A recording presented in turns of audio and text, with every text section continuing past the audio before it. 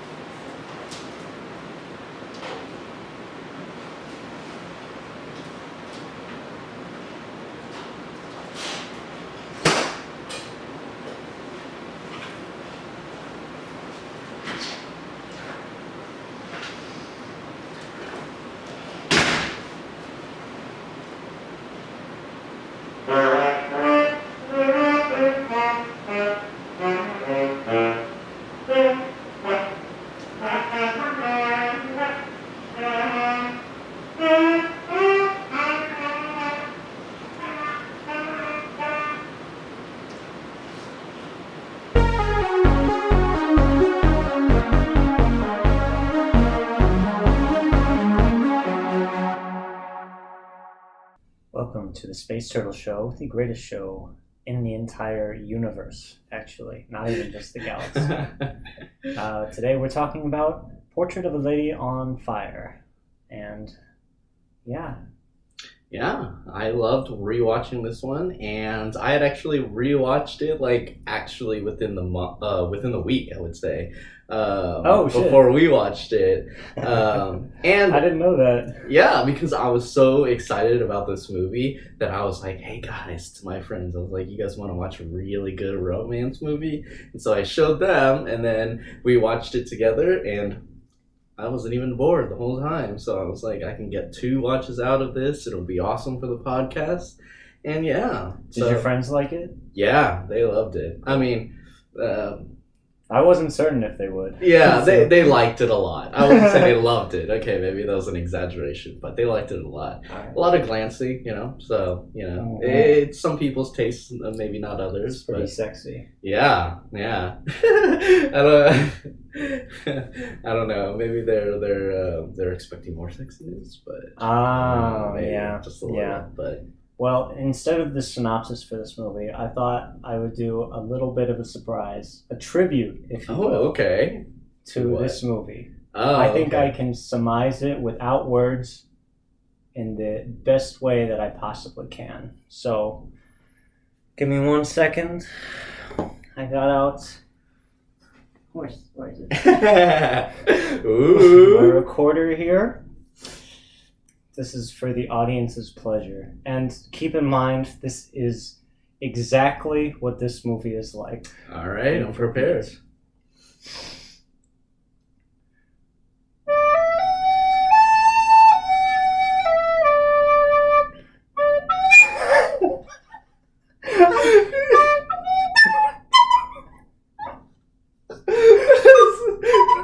this the Shire? It is the Shire.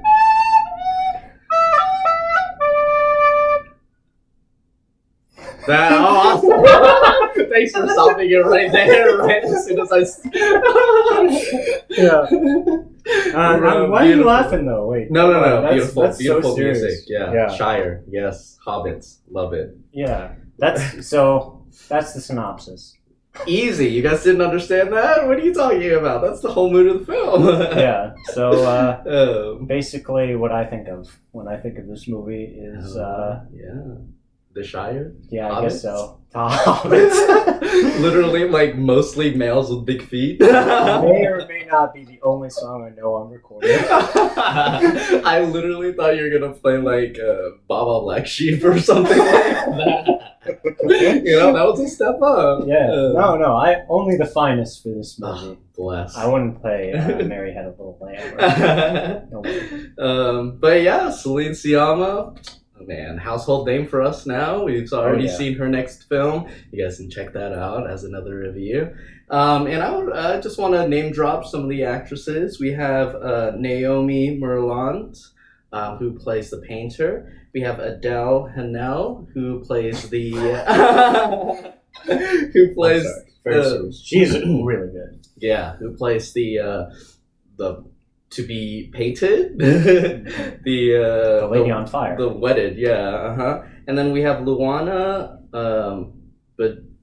Badrama, who plays the servant, and she was great too. So I just want to name drop everyone. You know, we might not be able to keep up with those names throughout the review, so I just wanted to make sure that they were shouted out. Yeah, and I would say the film is on the shoulders of those three actors, mainly the first two, but definitely the servant as well. She's a big part. By far, she's a big part, and I think this film wouldn't work without them having such good chemistry between each other. Stop! Don't give me that look when I say it. It was a very innocent way of saying it. They've got good chemistry, for real. Both ways. So, how was it that we came across this movie for the first time, you think? Did we watch it together? No, actually, this was the very last movie I watched in theaters before COVID shut everything down. So this was the last movie I got to see. That's a good one to go off on. Yeah, I got to see it at the Alamo Drafthouse in Austin, and it was a really good time. We got Shake Shack before, and it was, I'd say, as far as last movies go, I'm glad it was that one. It could have been worse. It could have been like it could have been the Ben Affleck basketball movie that came out. It was pretty close. I didn't know which one I was gonna watch. So yeah, and for me, the first time was I wanted to show this movie to my sister. Not that I had seen it before, but I've heard good things, which is hilarious because when the trailers came out, it was so like over. There was music in the trailer. I remember it was like over dramatic. There was the shot of her running to like jump off the cliff, but it was just like dramatic music and then boom, you know. So and then it had the title "Portrait of a Lady on Fire," which is like a little bit extra, not having seen the film yet. So honestly, if I am going to be 100% truthful, when I saw the trailer, I was like, this movie is about some lesbian lovers. It's just gonna be another like cash grab for LGBTQ representation or something. But then I watched it with my sister, and man, this is one of the top romance movies I've ever seen of all time. Not gonna lie. I actually forgot how horrible the trailers were. Yeah, I remember disliking it so much. But yeah, I just wanted to show my sister because we have a little camaraderie about showing romance movies to each other, especially like very stoic and acclaimed romance movie. Like one of our favorites, Call Me by Your Name and stuff like that. Oh, nice. Yeah, very very similar ending and stuff like that. You know. Yeah. And so I showed her this one, and this is a beautiful film, and I'll always remember that memory of showing it to her. So that was my first. Watch. Well, I would say as far as opening thoughts go, it's amazing. I'm pretty sure you can tell that already by the way we're talking about it. Mm-hmm. Every frame feels like a painting as far as the set design or like location, really, mostly location. I feel like the cinematographer's job, it makes it so easy when you're just shooting there. It's like it's like an isolated island, a beautiful beach, and like mountains or I wouldn't say mountains, but just like cliffside, you know, like right next to the beach. That's beautiful view. Yeah, and beautiful shot. The colors are so vibrant and interesting, and it has everything you need to make a good movie. Like if you were living in that area, you just make better art because you're in a prettier spot. Yeah, that's Europe. How pretty it is, that's why we got to go to Europe to shoot our film. And obviously the actors were amazing, like we were saying, and the direction was very authoritative in a good way. It had all of the metal of a new rising star as a director, which we're seeing now as well, Celine Sciamma. and it's just hard to think of very many bad things about this. Yeah, I mean, even it came out in the year that just everything was going off for foreign films. You had Parasite, you had this movie, and I was, and I was just reading like some of the facts, and it was talking about how there was a real half and half or debate at Cannes which film would win the Palme d'Or, either Parasite or Celine Sciamma's Portrait of a Lady on Fire. And, it ended up going to Parasite. But honestly, in my opinion, I could definitely see a big debate between the two films. Wow. Yeah, I don't think I'm as high on it as you are. Yeah, but I love this film. I think it's a great film nonetheless. And, I even took notes in this one. Actually. Oh, damn. Yeah, I mean, he went a little farther than me. Yeah. I should start taking notes for real. I feel like it's good for right now because now I don't know what to say. So now I've got notes. So I have built-in things to say, right? Yeah. It's perfect because most of the time I just make shit up. I always kind of like plan a couple things, but then I forget about them. And then I come back and I'm like thinking about this film again. And I'm like, oh yeah, these are great. And I just kind of like jog my memory. For sure. And so I guess, let's see, in my notes, comfortable in silence. So they are very comfortable in silence in this movie. True. That is true. A lot of the film is in silence. I didn't even notice this until after I watched it the first time, but there's no music at all except for the bonfire scene, which is shorter than I remember even, and the opera scene at the end. And not only does that increase tension among characters and it adds to like the acting and the dialogue, but when the music does show up, it makes it all the more impactful. Yeah, and I think it's such a show of what the actresses can do, because there isn't a score to tell you how to feel, and so you get a lot more focused on what's going on the screen and the characters and their micro expressions, and at the same time you have to make your own thoughts on how they are, I guess, looking at each other or flirting with each other. And I think in the first watch, some of those things went a little bit over my head, and so I still felt that the romance was well built, which is great to show like how well paced this film is.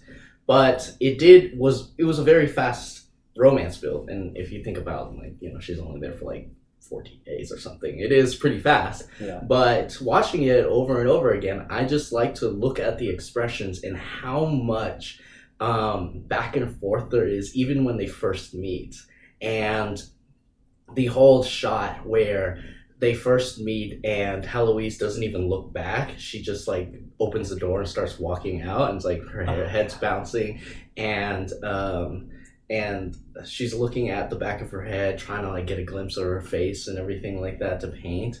And yeah, even from then, it's like this focus on this allure of this feminine person, and just the desire there is rampant even from the beginning, and it even gets more and more abrasive as it goes on, as they're like looking at each other and then they turn away and all that kind of stuff. So there isn't like, although it does happen in like a very few couple days if you think about it like logically, it is not like a slow burn romance. Like it really starts out like beautifully flirted with the eyes and everything like that. No, I think they have a good sense of less is more in film, and they have whole conversations without talking, right? They'll give you like, and then they'll be like, yeah.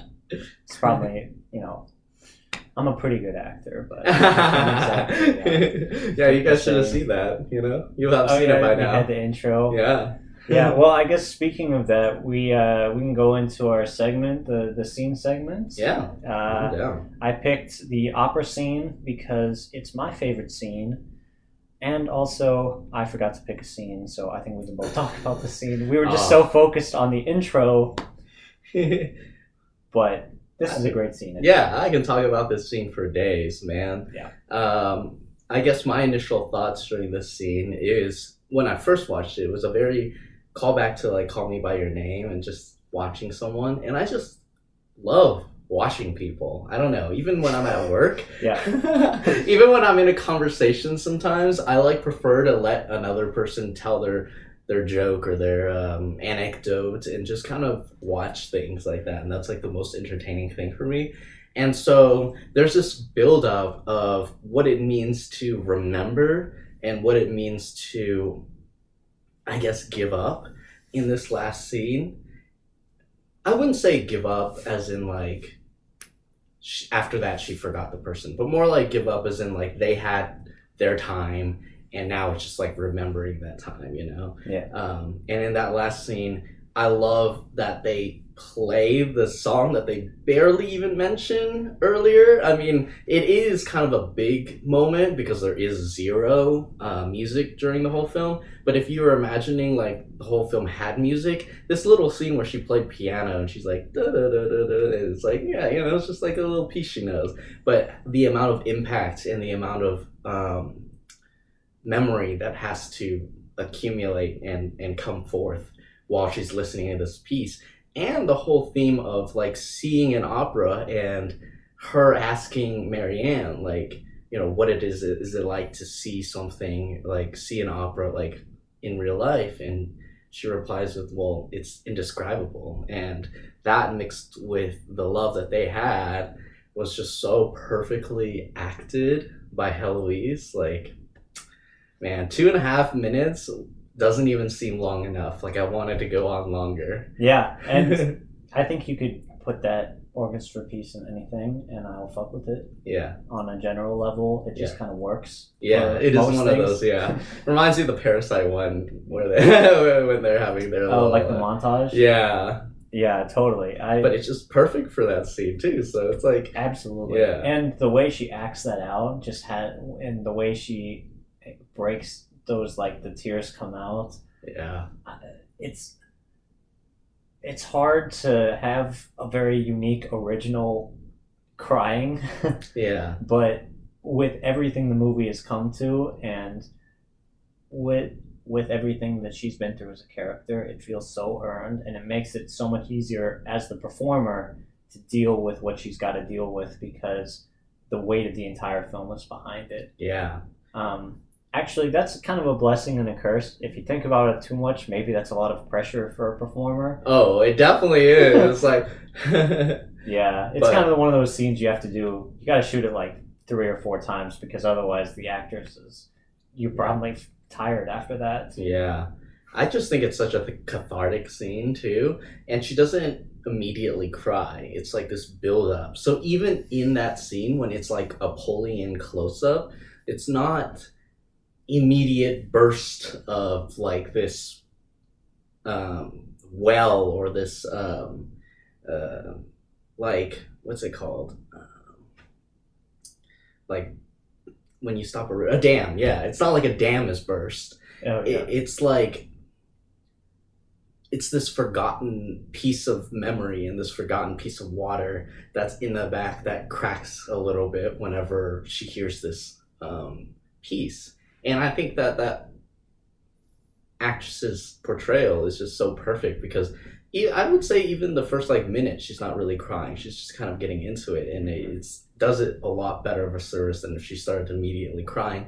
That would kind of put on the tone that she regrets, or she wants to go back, or she's miserable right then. But it's not like that. It pushes the theme that this was a moment that they had together, and this is their life, and they've accepted it, and they're not like Marianne says, like, you will have a lot more adventures in the future. You'll be free in a way. You'll have the ability to go to operas, the ability to spend money on things like that, but maybe you won't have me, you know? So it's like a trade type of thing at the very end, and it's portrayed like that. It's like, not, oh, I regret everything, I hate this new person that I've married, I'm not I'm trapped or whatever. It's more like a memory, and I really love that. So yeah, and it's just the film is put together for the performances to be strong.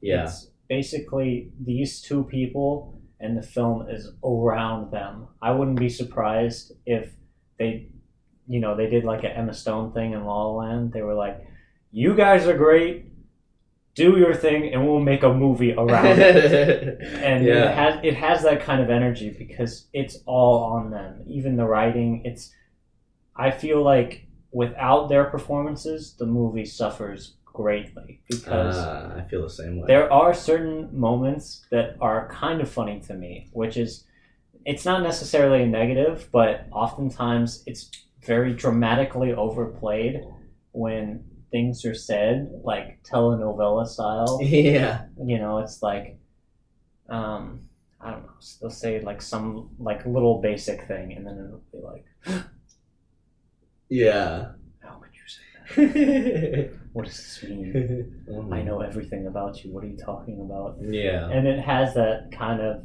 dramatic flair and appeal, which is not a bad thing. But when you have performances like that, adding to it, it elevates it to a whole new level. And I really appreciate that. Yeah, I totally agree because we did watch Petite Maman, and there's a little bit of a contrast to the way just the actors and actresses are aged, but at the same time there is a little bit of skill to it as well.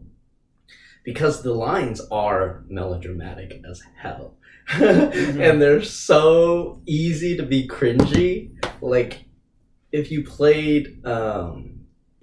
had any lesser actresses go like, oh, you like touch your forehead whenever you get frustrated, and then they like touch their forehead right afterwards, it's like super easy to be cringe. It almost reminds me, that whole scene and that whole dialogue exchange almost reminds me of like a coming of age like romance movie, which is so perfect in the writing because in terms of the age, maybe they're kind of like older, but they're also more protected, and so they are kind of coming to age on what love is, and what it means to have deep feelings for someone, and yet the actresses don't play it with any cringe at all. And not only that, the serious discussions that always happen during this film, they literally never have small talk. Like, it's insane. They're so serious. Yeah, they get into the deepness of feelings, but that can happen with passionate love. Yeah, you're basically doing a heat check. You know that is the basketball term. No, I don't know. I was nodding. I was just going along with you. So it's like a basketball player. He hits like 3 he gets like 3 buckets in a row, and all of a sudden he's like heating up, and so he'll do crazier and crazier things because he's got to have a heat check. He's like, well, how hot am I? Yeah. So these guys are checking each other like, how good is this? How good do we have it? And then they keep going and going and going, and it always works out. Yeah. And then they're like, wow, actually, we're soulmates. Holy shit. And they play it so well because that feels like a very common thing when you're falling in love, I guess. Yeah, and I think in contrast to Petite Maman as well, it's like these children, they talk so seriously, which is really interesting on Celine Sciamma's way of writing and her way of directing. It just works so perfectly well. And there are some directors who, they have one or more films, but like not their entire filmography, where they have like a very distinct style and they just hit like in this particular story, in this particular writing, in this particular setting, time frame, whatever, their style just fits in so perfectly. And I feel that with this movie because there are really serious conversations in Petite Maman, but they're like children and they're also more in modern times. So it feels like very disjointed, but put it in an older demographic, but with the same maturity level almost. Not trying to say that they're kids in this, but they're just like a little inexperienced, And then definitely the portrait lady is. Yeah. Sure.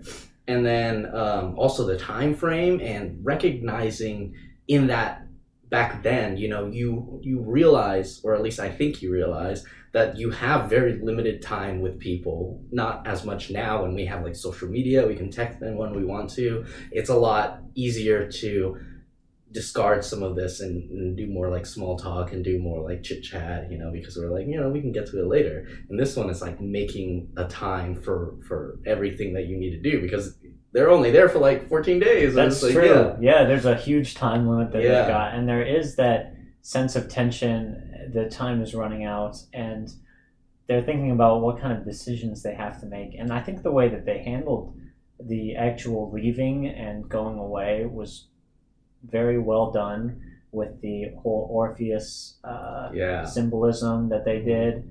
I think that worked really well. It wasn't too over the head, Yeah. although it definitely was enough to where you had a grasp of what was going on, and it was very poetic. It's just I Yeah. haven't thought of the Orpheus story like that before. I've never thought super hard about it, but I've never thought about it like Yeah. that before. And it had a whole new light. It shed a whole new light on the film and also the original story, which Yeah, that's the best way that art can do, man. it's a very cool addition, which makes me feel like, I'll always think of Portrait of a Lady on Fire when I think of that story. Yeah.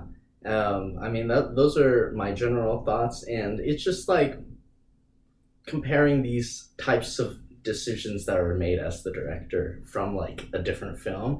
And I really like that we're able to watch Petite Maman before we're discussing this film, because I feel like there is a lot of interesting aspects that carry over into Petite Maman, but it also gives us a bigger appreciation of Portrait of a Lady on Fire, because there are things like that Heloise the actress was in a intimate relationship with Celine Sciamma, and they broke up right before the filming of this movie. What? Yeah. Wait. Which actress was it? The Heloise, the portrait lady. Oh my gosh, that is so tough. Oh, that's some tea right there, man. And it's just so beautiful. How did this movie end up as good as it was? I feel like it's just she knew these aspects of Heloise so intimately that she's able to put that in the film. And I bet on the set you could call her out and be like, that's not what you look like when you're in love. I know what you look like when you're in love. Oh my gosh. Yeah. I'm never gonna forget that now. That's so funny. There's some cool facts when you start reading some of the facts. So getting into that, the comparisons between Petite Maman and A Portrait of a Lady on Fire, I feel like discarding the potential for Celine Sciamma to really change up her directing style or her writing style, putting that aside, do you think that there is a potential story setting, etc., that could fit this serious, melancholic, over-dramatic writing style and shot way that she films, rather than, I don't know, something like Petite Maman, where you kind of feel the abrasion of it a little bit? Do you feel like there's like like any story? Yeah, I think more, to be more specific, it's like, do you think staying at her directing and writing style exactly the same, is there a film that you think could be made that would top this, or would she have to kind of like change up her style a little bit, throw in a little bit of variation to create something as good as this? Well, I feel like you always have to change a little bit depending on each story. You have to do it a little bit different. But generally, her style certainly works for there's a lot of melancholic, emotional stories out there, and she can lean into that, and I feel like there's a lot of good relationships. She's done the lovers one, she's done the mother-daughter one.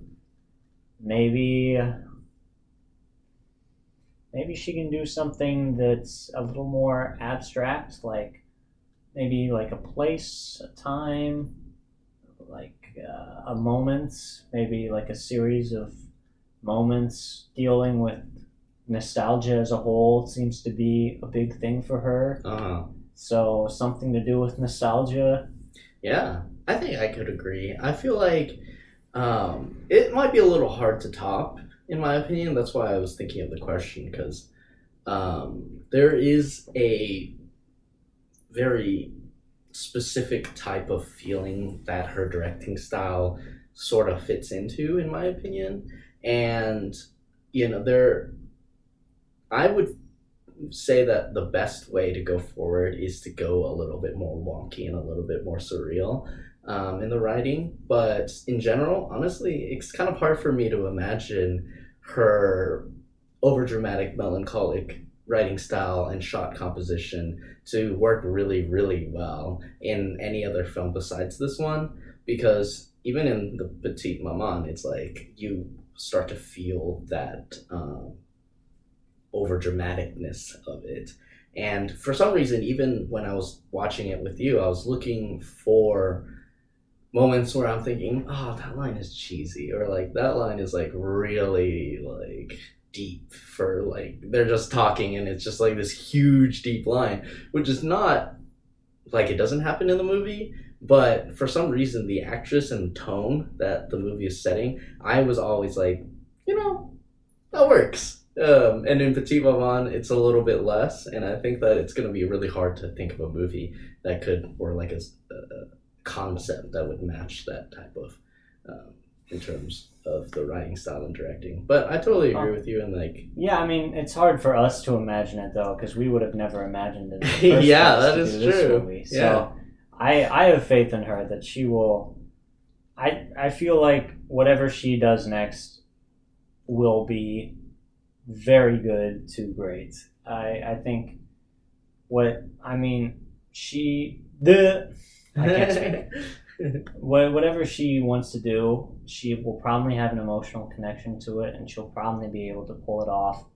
It's not that Petite Maman was worse because of the over dramaticism, but maybe she didn't change enough to fit the story at hand, or maybe the story wasn't strong enough to begin with. Yeah. But it's a really good movie. Yeah. It's not just trying to knock it, just in comparison. It's not purely incredible.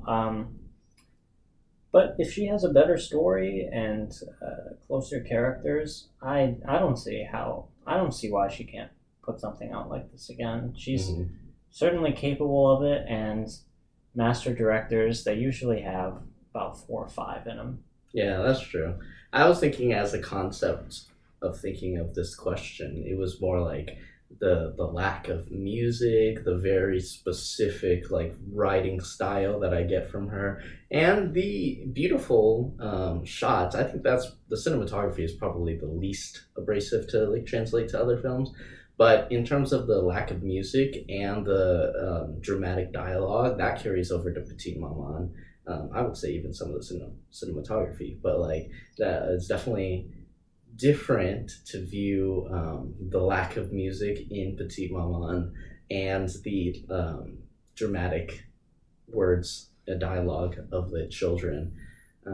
And I think that the lack of the lack of music in Portrait of a Lady on Fire just like works so much more naturally than in Petite Maman.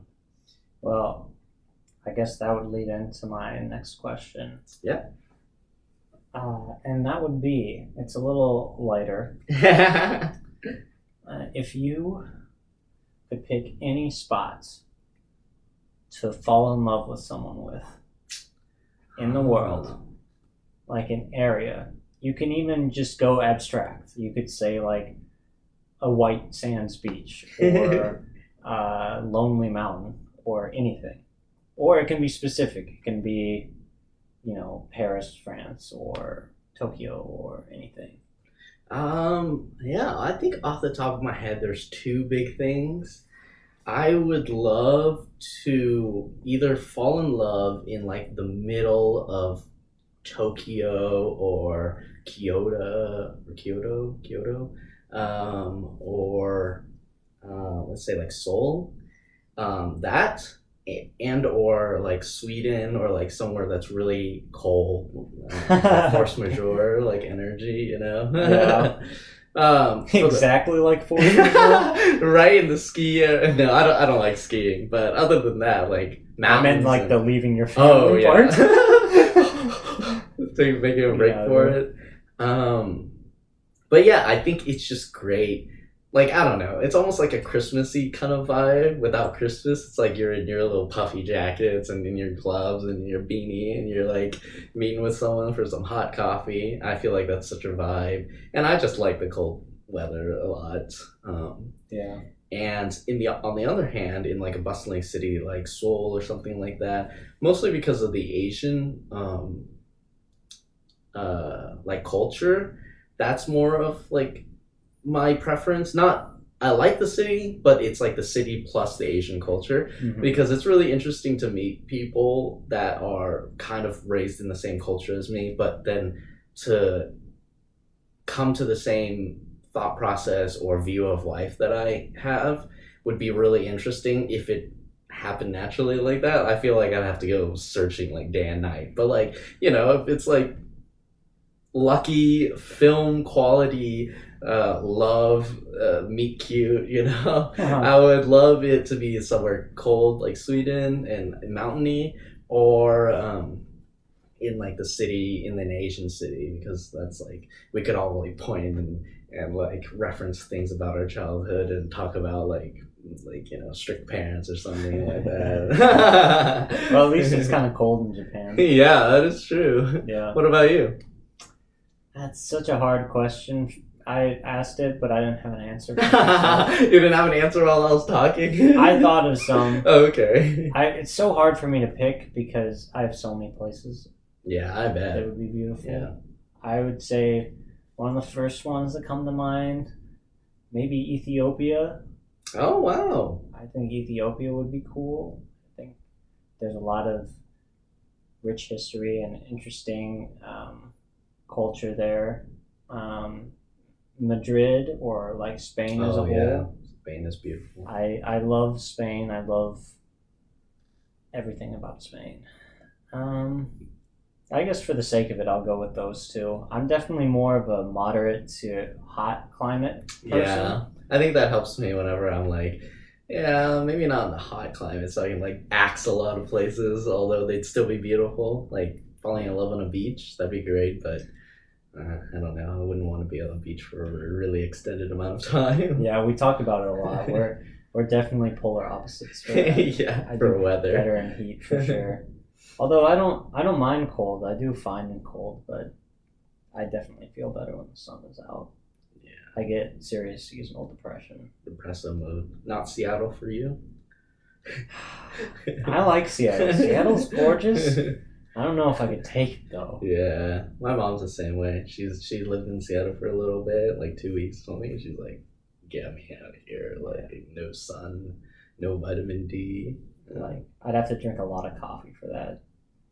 But that's did we do the drinks? We did not. Gotta do the drink of the week, guys. Well, you guys waited this long, so I brought. Speaking of seasonal depression, have some wine with you. Yeah, I brought some Bourgogne. You guys can correct me on that, but yeah, I mean, I even looked up the pronunciation. It's kind of goofy, but Chardonnay, beautiful, very aromatic. There's no way it's pronounced Bourgogne. Oh man, you can look it up, man. I can tell you that much for sure. There's no way you can look it up, man. I looked it up. I will. Yeah. I will. But beautiful season for Chardonnay because it's summer and it's hot and I hate myself. And aromatic, beautiful. Yeah, just wine for the French movie, for the French season. French wine, French movie. Yeah, that reminds me, because there is a little bit about the French language that kind of works with the dialogue too, which is more about what I'm saying, that there's an unimaginable like movie story or concept that might fit as well. Because even if I change the language, I feel like it'd be a lot more difficult for me to swallow these lines. because they say it so poetically. I don't know. I mean, as an American, it sounds so beautiful when they say those kinds of things. But yeah, it fits in with the mood and the language and everything. Just it's what we talked about before, right? When you're talking about the same thing in two different languages, it never means exactly the same thing, even if you translate it. So we'll never actually know the specialness of this film until we know French. Yeah, Literally. I mean, you could say there's another fact that Portrait of a Lady on Fire is not the direct translation of the film's title. It's actually Portrait of a Young Woman, or Portrait of a young girl or young woman, I can't remember. Portrait of a Young Girl on Fire. And they changed it to Lady just so you could kind of match it with Portrait of a Lady, the book. So it has some type of like appeal. Forgot about that book. Yeah. Well, we watched the movie for our film class, Portrait of a Lady. We did. Definitely a worse movie. Yeah. That's another thing is I don't like period pieces at all, usually. Yeah. And this is one of the few ones that does it. I've said that a couple times about other movies, but there's really very few that I actually like. Me too. It's maybe this one and Little Woman. Yeah. That's it. The favorite, maybe. Yeah, The Favorite is really good. Yeah, but that's definitely. I'm not. That's where that conversation was from. It was on. Oh, really? Podcast. I said that exact same sentence, even with the. Yeah, it's just Little Woman. But yeah, I'm not a big fan of period pieces either because it kind of focuses mainly on like period struggles, and this one has. It focuses on period struggles, as in like. Oh yeah, we don't have freedoms as a woman back in the day as much, but I think it still translates so well to modern day because they don't have as much freedom as like men do, and the struggles that they go through are maybe a little bit less, or maybe even a lot less, but still there and still present. Like one of the facts that I was reading was that Celine Sciamma was wanting to debunk this. Thought of an artist's muse, and the fact that this beautiful person can just inspire a male painter or a male writer or something like that, and to kind of balance that and to say that the muse or the poser, like the one who poses, not like poser as in like the one who poses, has a direct and specific influence on the art that is created as well, and almost like, or I think she's trying to say like an equal influence on the art that's produced as well. And I think that this film really hammers that home because, you know, the first portrait that Marianne paints, Heloise is like, is that me? And that's just the most savage line ever. Oh yeah. And she's like, gets her to rethink her whole career. Yeah, she's like, yes, it is. I didn't know you're an art critic. I didn't know you're a painter. Man, that line was like, boom. Yeah. Yeah, that was such a good one. And I would be remiss also to bring up, we got to talk about the servants a little bit. Oh yeah, that's true. And the bonfire story, too. like the bonfire, the abortion, and everything. That's they so go relevant there. now. Yeah, it is. Unfortunately. Quick PSA. Fuck you, Supreme Court. Wow. 0 brain cells, man. Like. Yeah, it's just remarkable how far our country has gone off the wayside. Yeah, we gotta follow. I mean, like we've always been pretty bad, but this one is. Yeah, we're swinging way too conservative right now. Wow. And it's only going to get worse, probably. Yeah, I mean, that's the Supreme Court for what, like 30 more years? Like, who's about to die now? Yeah, it's pretty stuck now. And they even said in their opinion, they were like, yeah, we're thinking of taking away birth control, gay marriage, in the majority opinion. I think it was Clarence Thomas.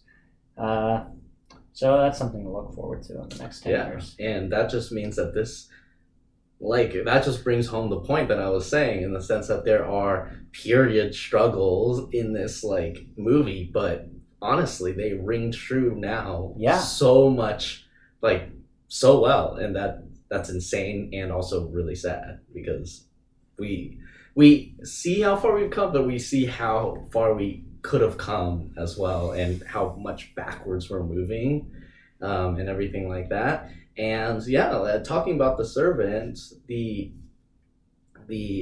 pregnancy and the abortion and the camaraderie of everyone, they didn't even question it. They're like, she was like, I was thinking of when the lady would leave so that I could deal with it. Mhm. And then Heloise and Marianne are like, all right, let's just, go into one of my favorite artistic shots is when they're like foraging for like specific herbs or something like that.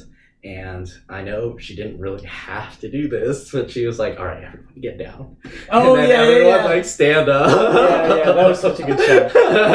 That's another thing about this movie is I feel like cinematographers, they don't do what looks pretty enough. Yeah. You know what I mean? It's like, well, this shot doesn't make a whole lot of sense, but it looks good, so just do it. Like, it's a movie. Like tranquil, tall grass that's like flowing, and then all of them step up, stand up, or like at the same time or relatively the same time, and that's straight up like a painting that I can imagine in my head. Like, yeah, you can really push the boundaries of visual storytelling when you're actually allowing yourself to be creative with how you're shooting things. Yeah. So even if it's little transitions or just original concepts, like you were saying before, when she walks out the door and then she runs to the cliff and just stops. I mean, that's a textbook case of cinematography. Yeah, it's so perfect. The way she turns around, it's so dramatic, but it's so earned. I'm like, whoa, damn, you are hot. Holy shit. It's like, who would just like waiting for their like companion and just not look at them open the door and just walk out and just like continue walking and then start running? Like, that's so impractical and not like of human nature, but it is so like cinematic. And I agree totally with what you're saying in that there needs to be just a tad lack of realism in beautiful cinematography, because if beautiful cinematography was just like everyday living, then I could just pick up a camera and just like point it at you and just like follow you around, and that would be like a beautiful film. But it's not, there's a dramaticism of film and of movies, and a dramaticism of the stories that are told in film as well. And so in writing, you have to kind of dramatize real life in the same way in cinematography, I'd say. Yeah, and it's like Drive My Car, where every time he's driving, you got the most gorgeous driving shots, and it's just like they're going out of their way to make it as pretty as possible. Yeah. It's like, that's what film is supposed to do. It's finding the beauty in everything, in all the minute things and the big things. And cinematography, it finds the beauty in ugly. Like, there's a beautification of like ugliness, like so ugly it's beautiful. So The Elephant Man or something. Yeah, or anything Guillermo del Toro does. Oh yeah. Or David Lynch even. Yeah. The way you shoot something, you can make anything look beautiful, and I think that is one of the inherent traits of film, is it is supposed to display beauty. Mm-hmm.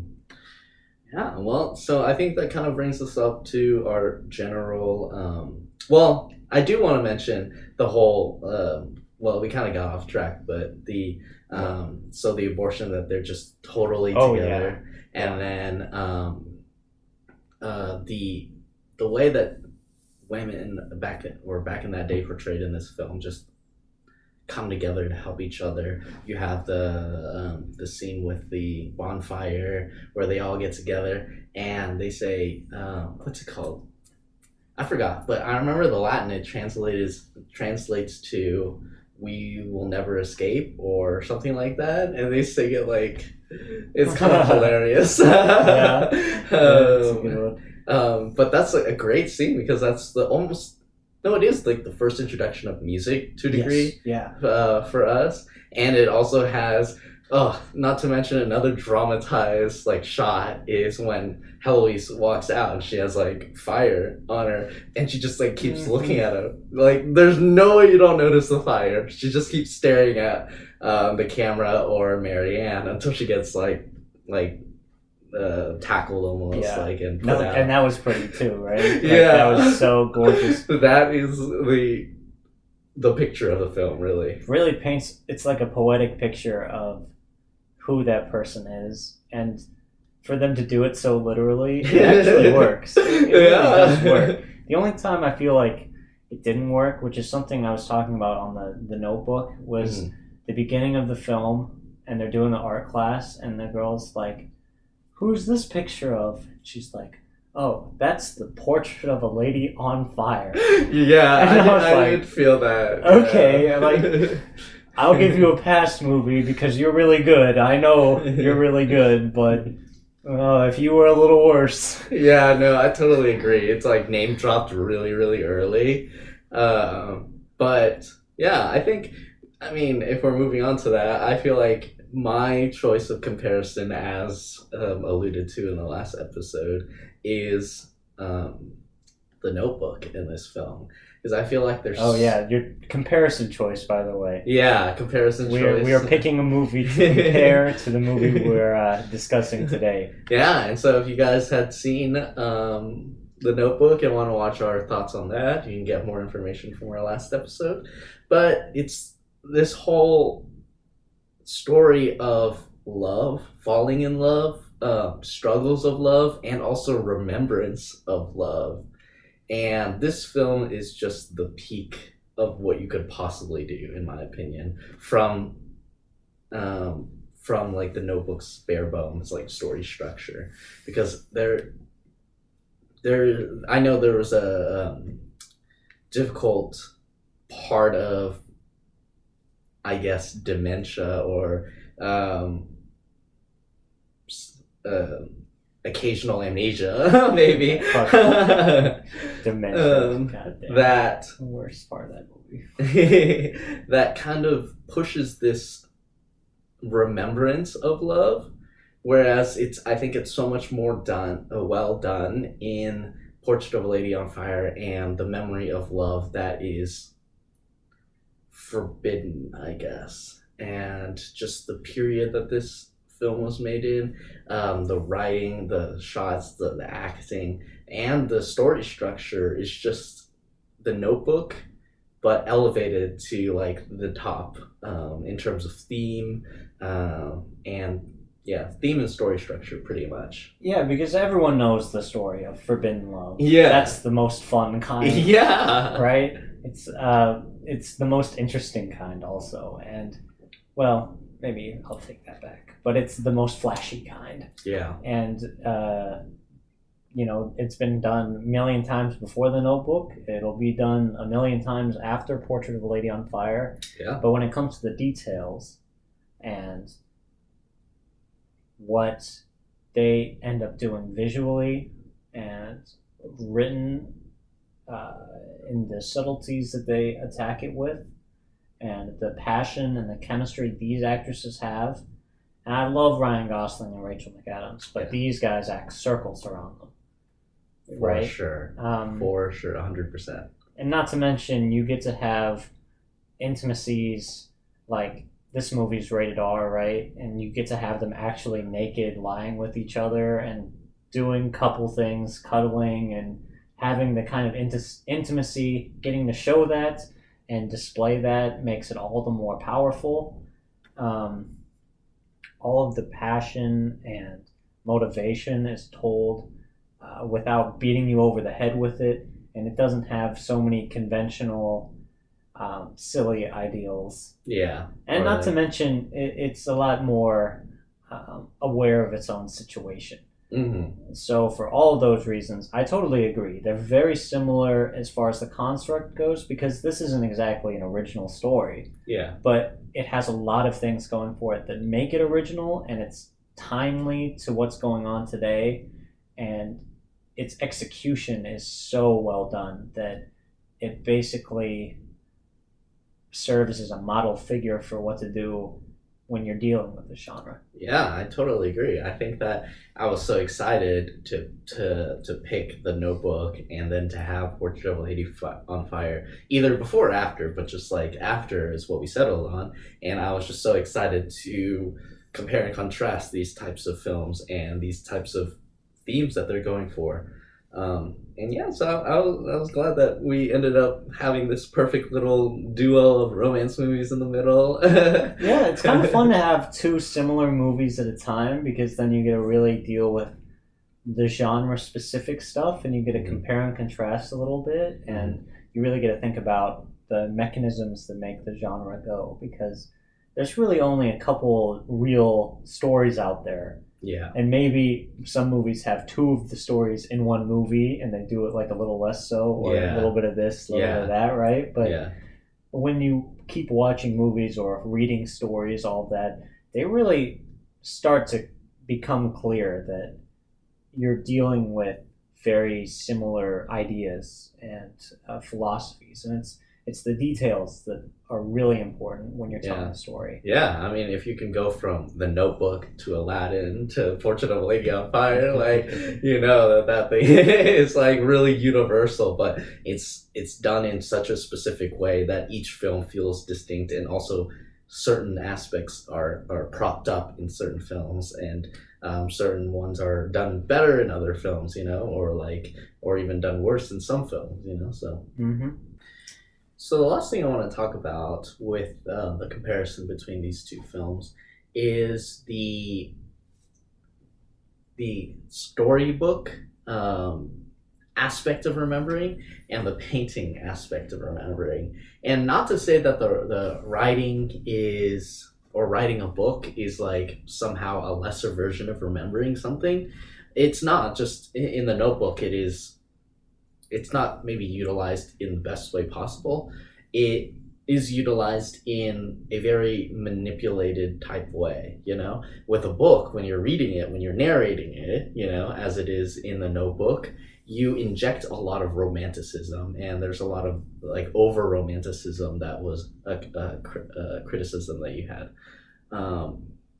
And so with that, the way that the movie works, I feel like the painting is the easiest way to go. Not that writing a book as like a let's remember the past type thing, you know. There is the Princess Bride, and that does it really well as a parody and everything like that. But as a painting, that's very perfect as a way to use it to remember, because it's just like one image that cascades the memory of it. It's like how we're talking about the last scene, where it's not like a dam is broken and all of her feelings are flooded back to the forefront, and she hates her life and she hates her situation and everything like that. But everyone has like pros and cons, and every situation has pros and cons. I mean, if you like lose your love, that's a really big con. But not that I'm saying in Portrait it is, but I guess they were in love, whether it's like the best love ever. But anyways, I don't think that was a con. Yeah, it was a healthier kind of decision making and love. Yeah. It was a better situation. Yeah. And I think it echoes that like dinner scene in The Notebook, in the present, that whenever she comes to her memories again, it is exactly like the dam being broken, because literally all our feelings are just held back by memory. And so when she remembers, it's like the dam being broken. And in the ending scene of Portrait of a Lady on Fire, it is true remembering, true reminiscence, true nostalgia, you know? And music and painting is the perfect medium for that, because it doesn't make you remember everything like it is when you tell the whole story of your romance in a book and you narrate it and you read it to your lover. But being painted and having like your finger on the page that was the page that the person Marianne painted herself onto, or the song that Marianne played on the piano for a little bit, saying that you'll hear this someday, is the perfect pathway to remembering. And one of the facts that I was reading about was that Celine Sciamma was balancing this type of two stories that she wanted to tell. One was of the falling in love, of the frustrations, of the confusion, of the cringiness almost. And the second is of nostalgia and remembrance of falling in love. And the way that this film goes about dealing with those two themes wrapped around itself is like the best way I think I've ever seen a film do it. Because referencing The Notebook, they kind of do the exact same thing. You have the present where you watch people fall in love and they're frustrated and they're confused and all that kind of stuff. And then you have the remembrance. But in Portrait of a Lady on Fire, it is, I think, the very pure love of falling in love and remembering that love. That's a lot. Yeah. I don't know how to start with that. I would say with The Notebook and any movie that tries to have a book as far as what it's dealing with, it's hard because someone's got to read the book. Yeah. Then you've got narration, and no one likes narration, really. Except for Charlie Kaufman. Yeah, I mean, I guess he likes it, but I don't like it. Anyway, but yeah, I totally agree with you. I mean, you really said everything. I don't really have much to add. You got it all. Thanks. You got it all. Yeah. So, what was the movie that you were thinking of comparing this movie to? So I thought of this movie while we were talking because I was not prepared. But I think it's got some similar themes, and it's a film that I think is generally of similar quality. I might actually even like this other one more. Yeah. I would say, and you showed it to me. Oh, okay. Actually. So, what movie is that? Before Sunrise. Ah. Another passionate romance. This one takes place in a day, whereas Portrait of a Lady 2 weeks, but I would say very short, flamboyant romances, and they mostly deal in the emotions of getting to know someone for the first time and the excitement of getting to know someone who you end up falling in love with, and how easily it is to fall in love. Like, both of these movies would argue that you can fall in love at first sight. Yeah. I think it's very clear, right? With the opening shot that we bring up over and over of her turning around, that's love at first sight. That's what that shot means. That's what they're trying to tell you. Before Sunrise is a little bit less dramatic about it, but as far as the train scene goes, I would say yes as well. Yeah. What's different is, I guess, one of them's in English, one of them's a little more talkative, dialogue heavy. Yeah. It's more about their conversations and less about their emotions. Yeah. There's really a lot of differences, but generally their passionate chemistry and the love at first sight and the passionate romance are two very similar themes with these. Yeah, I totally agree, and I'm glad you brought that up. I didn't initially think about that. And to bring up a film that's all like that is arguably of the same quality, or you could toss it up, of your own opinion, really. I think that I love how my first thought is how the cinematography adds to those themes, because you're talking about talking versus looking, and in Before Sunrise, you have a lot of shots where you're just following them, but there's movement in the characters as they walk and talk, and that is just so perfect for the way that they communicate and fall in love and discuss and everything like that. Whereas like in Portrait of a Lady on Fire, it's like still because they just keep looking at each other. They don't really say anything. They just kind of look, and then they like, oh man, you're looking at me, I'll look away, So it's like perfect for the still shots, and there's plenty more examples of that. But I just love how it's interesting that the Portrait of a Lady on Fire has very like cinematic and portrait worthy like shots for telling a story about falling in love at first sight with sight, pretty much. And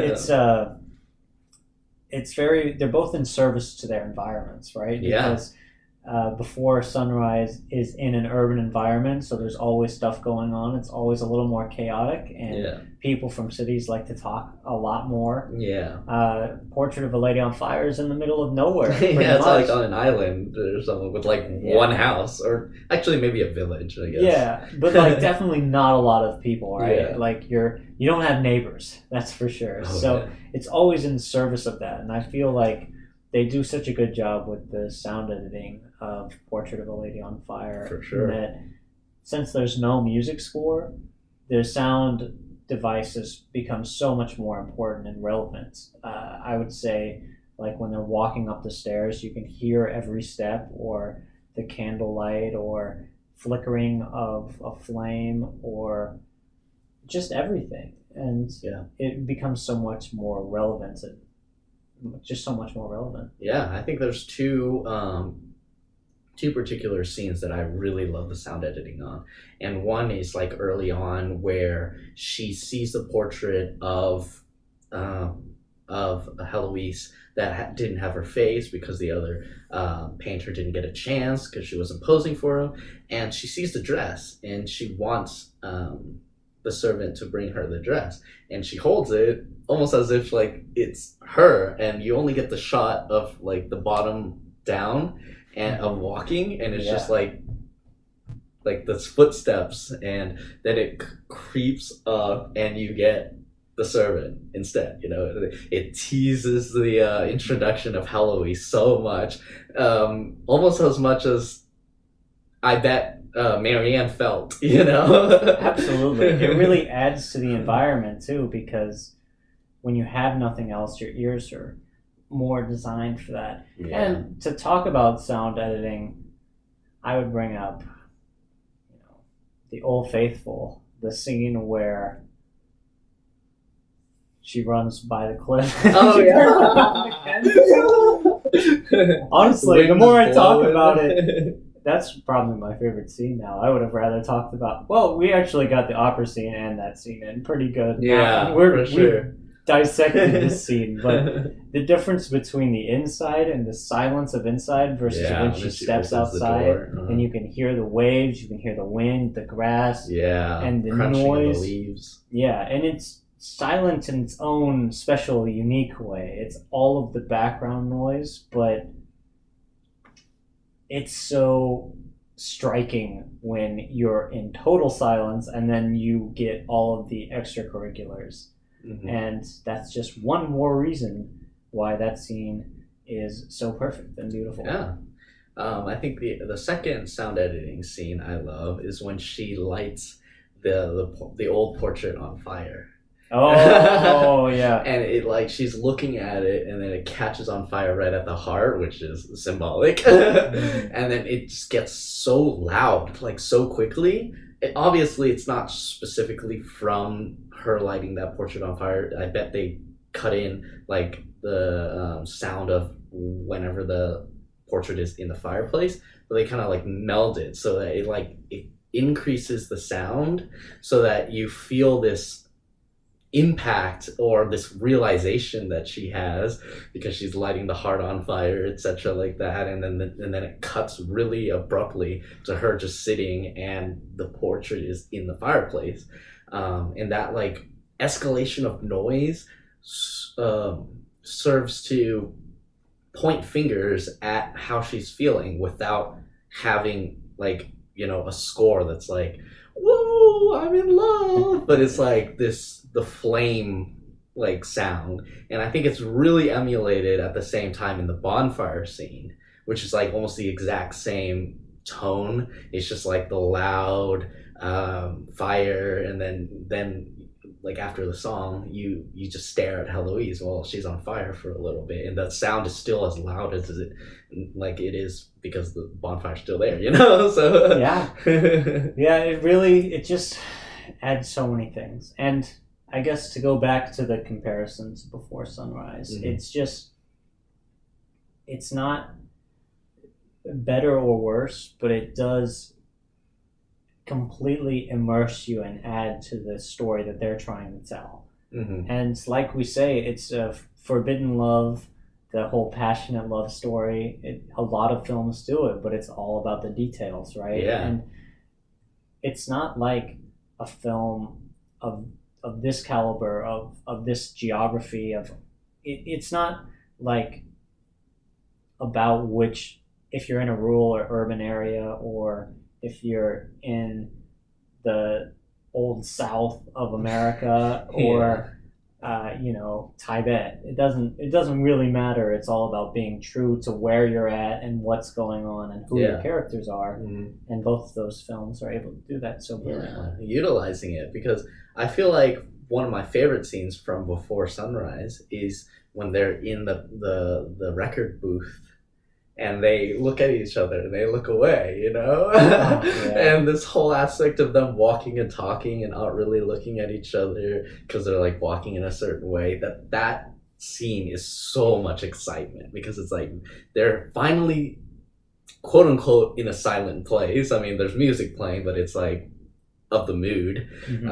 Almost like it could have been part of the soundtrack, and it's played a little bit longer after that scene too. And they look at each other, and in the opposite way, in Portrait of a Lady on Fire, they're always looking at each other. And so in the last scene, when there is music, and then she's only looking at Heloise, and Heloise isn't looking back, that is so exciting. And I think that's such a tell on how you can utilize your story and the natural communication of people during those times, or maybe not even times, just the characters that you've built up, and then contrasting it with certain scenes that are meant to like hammer home that aspect. And so in Portrait of a Lady on Fire, it's a silent movie with a very strong musical ending, and in Before Sunrise, it's like music entering that one scene where they finally get to look at each other. It's like these people are vibing, and they kind of are falling in love. There's no doubt about that, but the looks at each other is like the cement. It's like the solidification of like, man, these guys they have the hots for each other, man. Well, so now that we got the comparisons out of the way, I can speak. Those were our new segments. We're still trying to figure out how they blend in with the show, how we can weave them in. I think we did it a lot better this time than last time. Yeah. I had it in my brain to move it in, and also, well, whenever you have to enter the next segment, it's like I could just keep talking, and then you can enter whatever I have to bring up the next segment. It's like difficult. So I'm like, all right, next segment. Well, yeah, we're getting better at it. It's weird. It's kind of weird to have segments, but I think it adds some direction. Yeah. I don't know where the show's going to be in about a year, but at least we're making little changes here and there. Yeah. We'll see. I mean, we see you, Coke Monster. Yeah. Love you, Coke Monster. Yeah. Artemis saying, let's go, boys. We appreciate everyone watching. Yeah, all the... It's not a gimme that there's going to be someone right now. Yeah. But if you're here, we love you. Yeah, especially Coke Monster. I love your little profile picture. I always light up when I see it. Okay. Well, on that note, closing thoughts maybe? Closing thoughts. I feel like it is such a great achievement for a movie to be so good that the setting, the dialogue, the sound editing, the lack of music in it just all clicks together. Well, and I can't even imagine another story or another concept that can marry these directorial decisions together.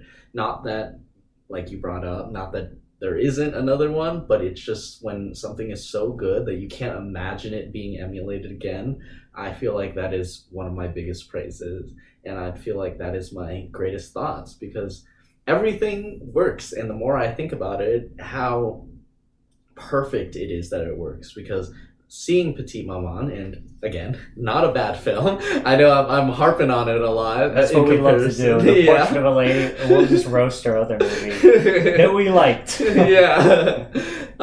Just to compare and contrast, like I love thinking of other movies and The Notebook and Before Sunrise, and how these specific choices that the director made can be so perfectly fitting into the story that she's trying to tell is, I think, one of the greatest honors. Because when you're making a film, there's a lot of flying by your seat and a lot of like creative decisions that maybe might not have like a big impact on the director or the writer. But whenever we pick apart films and we're like, oh, this tiny detail just like goes back to like the theme, and it's like probably all planned and everything like that. It's like generally not, but like to be praised like that is probably one of my biggest dreams. Like I would love to one day make something that people are like, oh yeah, he thought about this tiny little thing, and that's like also tying into the theme of the film. And I'm like, no, I didn't. I was just like vibing the whole time. Like ultimate David Lynch energy, like just straight vibing, and people are like, this movie's about like 5D chess or something like that. Like totally. And so that's what I thought about this film, and I think that wraps up my ending thoughts. Sure. For me, it is a brilliant and beautiful, perfectly acted, perfectly directed story that I would say, as far as very minor criticism, sometimes it gets a little too over dramatic. I think time from time it puts me out of the film a little bit. Like we said with the opening scene, I was like, all right. I was talking about that in The Notebook. I was like, you don't have to do that opening to that. It's not important. It's not necessary. I still feel that way, even though this movie's much better. Yeah. But other than those very little details, this film is exciting, interesting, and relevant, and it has everything you would want for telling a beautiful love story, and it's impactful. It makes you sigh a little and just lean back in your chair when you're done watching it. So for those reasons, it really had a special place in my heart. Yeah, it reminds me of how lonely I am. And I think that is the greatest compliment that I can give a film. I actually... It doesn't take a lot for me to be reminded of how lonely I am. We were watching Over the Hedge last night, and I actually started getting sad. I was like, man, I want what they have. You're literally RJ, bro. You're like, but yeah, in The Notebook, it's like I'm carried along with the story, and so it's like, yeah, I really like this, but it's like their story. And in Portrait of a Lady on Fire, I'm thinking of their story and I'm invested in their story, but the way the tone works out, it makes me nostalgic of their story, even though I literally just watched it. Yeah, and it just it just reminds me about not only just about, I don't like repeating it, but how lonely I am. But how lonely I have been too. So this is so. So what would you rate it, Josh? I am gonna give this movie a golden turtle. I know Joey wasn't surprised because I was hyping it up before we started, but well, if you're comparing it to being as good as Parasite, and you give Parasite a golden turtle, naturally, So you guys better stay tuned for the rankings, because I am excited to talk about how I'm gonna rank this whole season, and the big decisions that are ahead of me. I love the finale. I love kind of talking over it through the whole thing. Yeah, it's the whole journey. It's such a fun episode. But I think some of the dramatic things that you were talking about kind of just work for me, because I'm just like kind of an over dramatic person. Like, if I can enjoy The Notebook, I'm pretty dramatic. So all those criticisms, although I recognize them and I totally agree for someone to have those criticisms, for me, I'm like, it's so cute. Yeah. No, I enjoy it. So There is some quirkiness to it for Yeah. sure. That it's got a lot of charm to it. Mhm. That's the thing about it is it's there, but it's also charming in a way. Yeah. It's not like irrelevant or Yeah.